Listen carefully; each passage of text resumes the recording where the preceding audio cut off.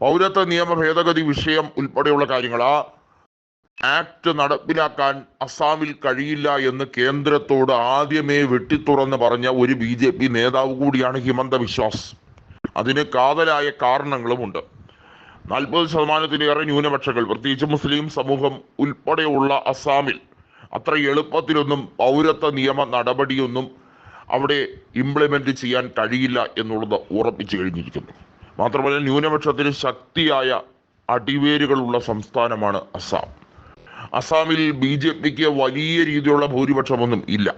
കേവല ഭൂരിപക്ഷം എന്ന രീതിയിൽ AGPയോടൊപ്പം തന്നെ അസാം ഗണപരിഷത്തിനോടൊപ്പം തന്നെ ആ സഖ്യം ചേർന്ന് NDA ഭരിക്കുന്നു എന്നുള്ളതല്ലാതെ BJP സർവാത്മന തികഞ്ഞ രീതിയിലൊന്നും ഇരിക്കുകയല്ല. തരുൺ ഗൊഗോയി 3 തവണ മുഖ്യമന്ത്രിയായ കോൺഗ്രസിന് വേരുറപ്പുള്ള സംസ്ഥാനമാണ് അസാം. ജോർഹാത്തിലും ധൂബ്രിയിലുമൊക്കെ കോൺഗ്രസ് സ്ഥാനാർത്ഥികൾ വിജയിച്ചത് റെക്കോർഡ് ഭൂരിപക്ഷത്തോടു കൂടിയാണ്. റാക്കിബ് ഉൾ ഹസനെ 10 ലക്ഷത്തിലധികം വോട്ടിന്റെ ഭൂരിപക്ഷത്തിൽ ജയിപ്പിച്ച അസാം ജനതയ്ക്ക് കൃത്യമായി അറിയാം കാതലായി BJPയെ എങ്ങനെ പരാജയപ്പെടുത്തണമെന്ന്.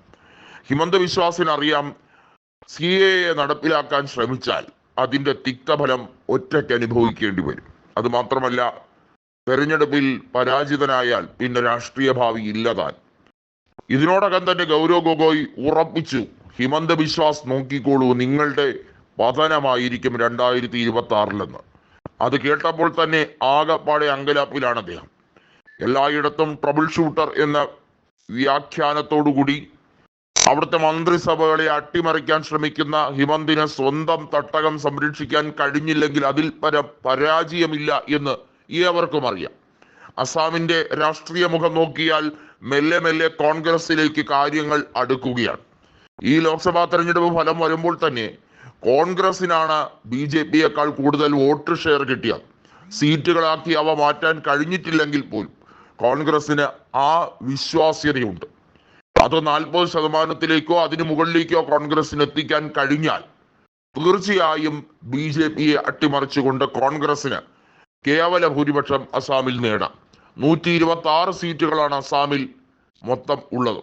കേവല ഭൂരിപക്ഷത്തിന് കൃത്യമായും വേണ്ട സീറ്റുകൾ അത് കോൺഗ്രസിന് ലഭിച്ചിരിക്കും എന്നാണ് ഗൗരവ് ഗൊഗോയ് പ്രഖ്യാപിക്കുന്നത്. അതിനി കൃത്യമായും പ്രവർത്തകരെ കൊണ്ട് അവർ സ്വമനസാരെ ആഗ്രഹിക്കുന്ന രീതിയിൽ പ്രവർത്തിച്ചുകൊണ്ട് വിജയം നേടാൻ കഴിയണം. അത് കഴിയുകയും ചെയ്യും. കേവല ഭൂരിപക്ഷത്തിന് 64 സീറ്റുകൾ മതി. അതും അതിനപ്പുറവും നേടിക്കൊണ്ട് മറികടക്കാൻ അസാമിൽ കഴിയും. കോൺഗ്രസിന്റെ അടിവേര് നഷ്ടപ്പെട്ടിട്ടില്ല എന്നുള്ളത് മാത്രമല്ല, ജനങ്ങൾക്ക് കൂടുതൽ വിശ്വാസ്യത വന്നിരിക്കുന്നു.